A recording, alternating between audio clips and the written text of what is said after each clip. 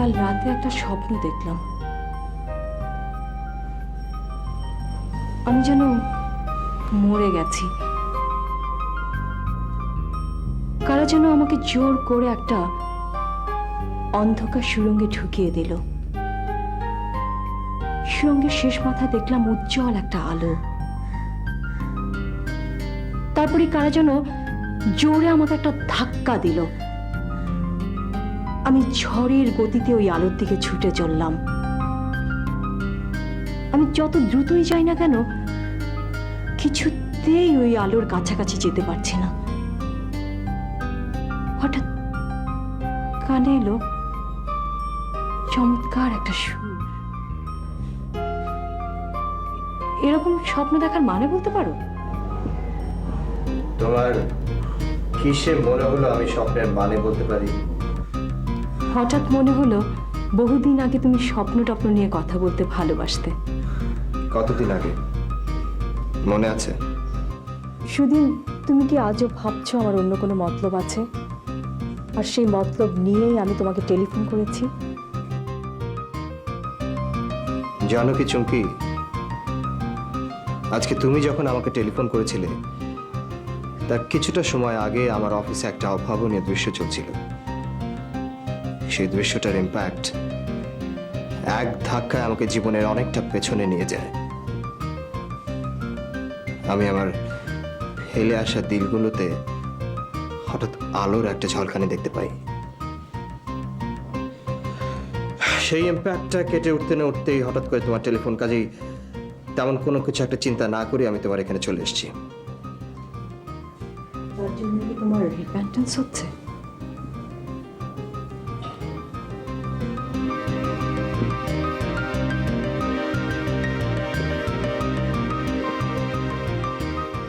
কোইন্সিডেন্সের কারণে আমরা সারপ্রাইজড হই। রিপেন্টেন্স আসবার হলেও সেটা অনেক পরে আসে। বলো, ডেকেছো কেন? এমনি,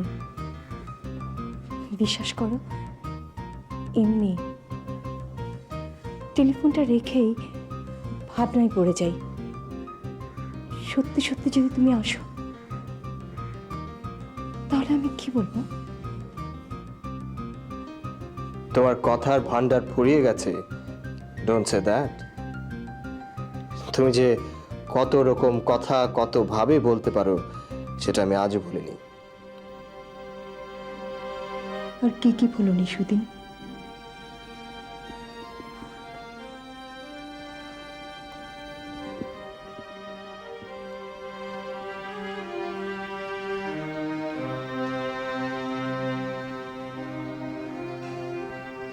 জানি সুদিন, একটা লম্বা সময় ধরে তোমার সঙ্গে আমার কনফ্লিক্ট চলছে।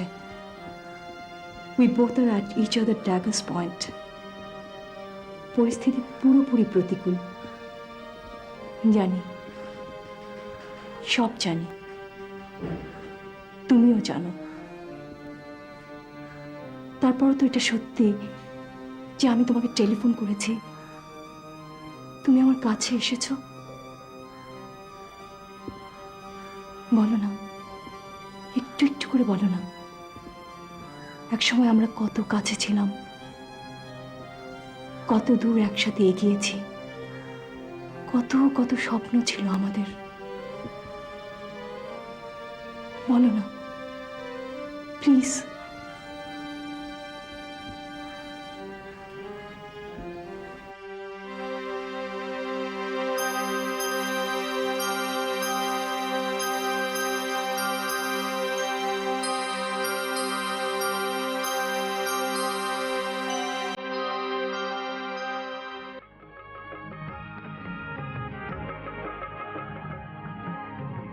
তোমার জন্যে জন্ম আমার।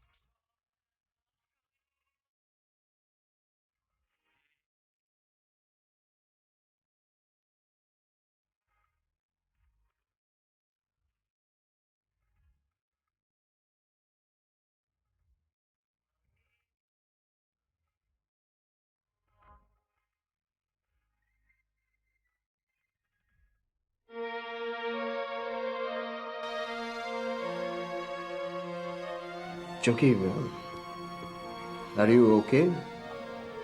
তোমাকে কেমন যেন আনব্যালেন্স মনে হচ্ছে। আই মিন, আমার সবচেয়ে বড় শত্রুকে জানো? জানি। দ্যাট শত্রু is right in front of you. আমার নাম সুদিন চৌধুরী। হলো না। কি হলো না? উত্তরটা ঠিক হলো না। আমি তোমাকে প্রশ্ন করেছি আমার সবচেয়ে বড় শত্রুকে। উত্তরটা আমি দিয়ে দিচ্ছি।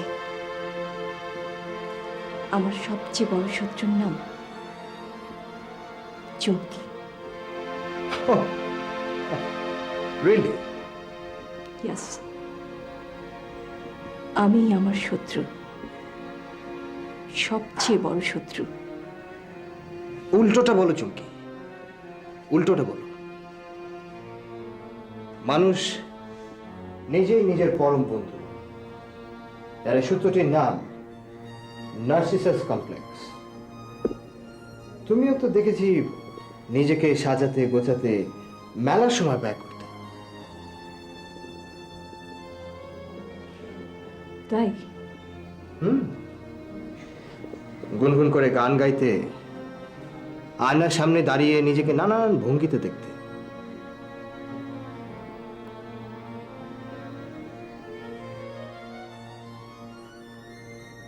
আমার সেই গানটা এনে দেবে সুদিন, আর সেই আয়নাটা যেটা সামনে দাঁড়িয়ে আমি। সময় যে হাত থেকে ছুটে গেছে চুমকি, সেই গান, সেই আয়না কবে বিদায় নিয়েছে? কবে তোমার কণ্ঠ থেকে গান, দৃষ্টি থেকে আয়না সরে গেছে তুমি টেরও পাওনি। Sad, very sad, but crude reality. এখন আর কিচ্ছু করার নেই। কিছুই কিছু করার নেই।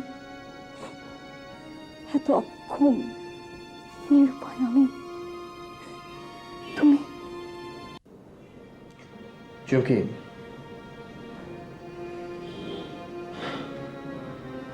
সেই কবে থেকে আমরা দুজন একটা দুঃসময়ের মুখোমুখি। দুঃসময়টা কি করে পায়ে পায়ে এগিয়ে এলো, কে তাকে স্বাগত জানিয়ে নিয়ে এলো, এখন আর সেসব ভেবে কোনো লাভ নেই। একটার পর একটা ঘটনা ঘটে গেছে। তোমার, হ্যাঁ হ্যাঁ চুমকি, তোমার প্রশ্রয় পেয়ে এক একটা ঘটনা দুর্ঘটনায় পরিণত হয়েছে। আমি শুধু নীরব দর্শকের ভূমিকা পালন করছি। আমি চুমকি, আমি শেষ পর্যন্ত চেষ্টা করেছি। আজ আমি তোমার কথাটা বিশ্বাস করলাম, কারণ তুমি চোখে চোখ রেখে কথা বলছো। কণ্ঠস্বর প্রতারক হতে পারে, কিন্তু চোখ সত্যি কথা বলে। সুদিন, আমি আজ যা পেয়ে হারিয়েছি তার জন্য আমার একটু দুঃখ হয় না। এটাই আমার এক দুঃখ।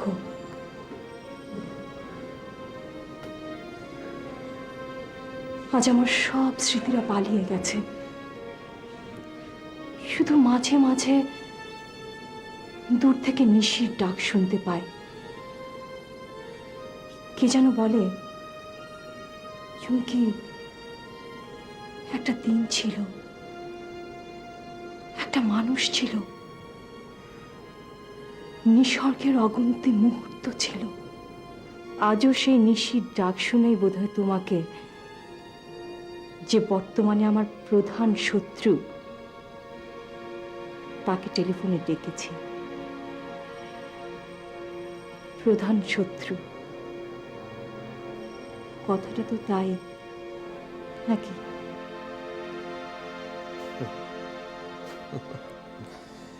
শত্রুর ডেফিনেশন একটাই, শত্রু শত্রুই। তার আবার প্রধান অপ্রধান কি? চুমকি, আজকে যদি আমি এটা মেনেও নেই যে তুমি একটি অত্যন্ত দুঃখী মেয়ে, তোমার দুঃখ কষ্টের কোনো সীমা নেই, তারপরও তোমাকে কোনো রকম সিম্প্যাথি দেখানোটা আমার জন্য মোটেও উচিত হবে না। কেন হবে না সুদিন? অভিনয় করে হবে না? ওই একটা কাজ আমাকে দিয়ে কখনো হয় না বলে সারাটা জীবন আমি স্থির হতে পারলাম না। চুমকি, আজকে তোমাকে একটা কথা আমি বলি, যদিও বা কথাটা এই পরিবেশে হয়তো বা তোমাকে বলা উচিত নয়, তারপরে বলি। তোমার প্রতি আমার ভালোবাসার দরজাটা যেদিন থেকে খুলে গিয়েছিল, সেদিন থেকে আমি আমার পেশাগত কমিটমেন্ট থেকে ছিটকে পড়েছিলাম। আমাকে পাঠানো হয়েছিল খান মজিদের বিরুদ্ধে গোপন অ্যাসাইনমেন্ট নিয়ে। তার মেয়ের সাথে প্রেম করতে নয়, অথচ আমি সে কাজটাই করেছি। আমি তোমার সাথে ইনভলভ হই না হই, খান মজিদ ঠিকই ধরা পড়তো। এই কথাটা মানো? বলে যাও সুদিন, আমার যেসব স্মৃতিরা তোমার সঙ্গে বাধা পড়েছে তার কিছুটা আমাকে আজ ফিরিয়ে দাও। আমি মানি তোমার কথা। যদি মানো, তাহলে তুমি কেন ভালোবাসাকে ঘৃণায় রূপান্তর করলে? কেন অবিশ্বাসের জালে আটকে ফেলে আমাকে অপমান করলে?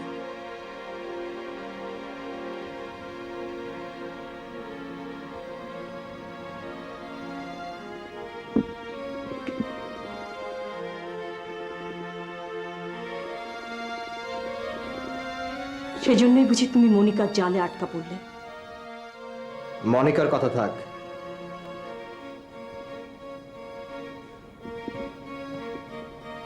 চুমকি, তোমার যদি আরো কিছু বলার থাকে তো বলো। কল্পনার জগৎ থেকে নেমে এসো, আর আমিও আমার গায়ে তোমার শত্রুর লেভেলটা এঁটে এখান থেকে চলে যাই।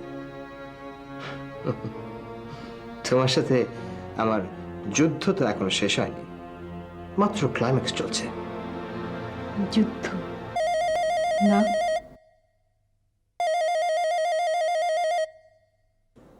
না সুদিন, ফোনটা থামাও তো, ওর গলা টিপে ধরো। হতে পারে এটা তোমার কোনো জরুরি ফোন। চুকি, আমি তোমাকে কল্পনার জগৎ থেকে বাস্তবে ফিরে আসতে বলছি, ফোনটা ধরো।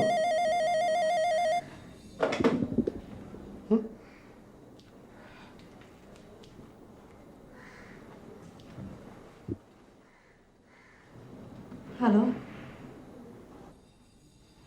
কে? কোন ইঁদুরের গর্ত থেকে ফোন করা হচ্ছে? আজকাল গভর্নমেন্ট ইঁদুরের গর্তেও টেলিফোনের লাইন দিচ্ছে নাকি? লুক মিস্টার ইসলাম ভুইয়া, আমি তোমাকে শেষবারের মতন বলছি, আমাকে বোকা বানাবার চেষ্টা করো না। তোমার কপাল ভালো, আজ তুমি আমাকে একটা খুব ভালো সময়ে ফোন করেছো, যখন তোমাকে আমি যথেষ্ট পরিমাণে গাল দিতে পারছি না। আমার বলতে ইচ্ছে হচ্ছে তোমাকে যে তুমি একটা ইতর, বদমাশ, লাফাঙ্গা, লুচ্চা, and top of everything you are a class 1 bastard. তুমি বেঁচে গেলে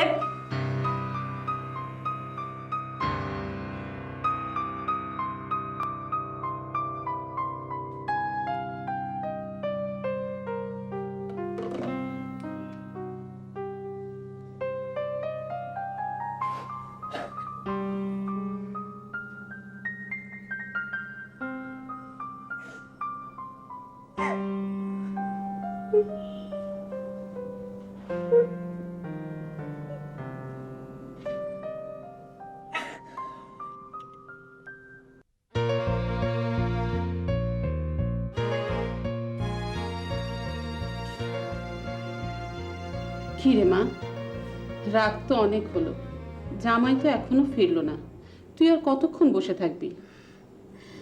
যতক্ষণ না আসে ততক্ষণ তো বসে থাকতেই হবে। তুমি শুয়ে পড়ো, রাত জাগলে তোমার শরীর খারাপ করবে।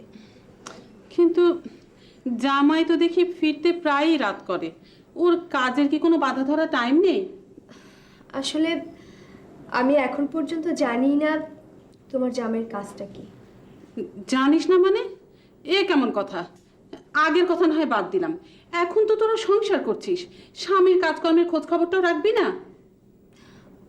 অনেকবার জিজ্ঞেস করেছি, উত্তর যা দেয় তাতে পরিষ্কার কিছু বোঝা যায় না। বলে কি মেয়ে?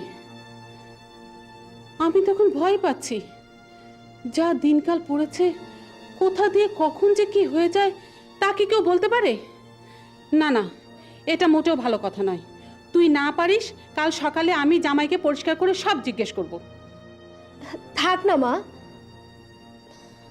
ও যখন বলতে চায় না তখন নিশ্চয়ই কোনো অসুবিধা আছে।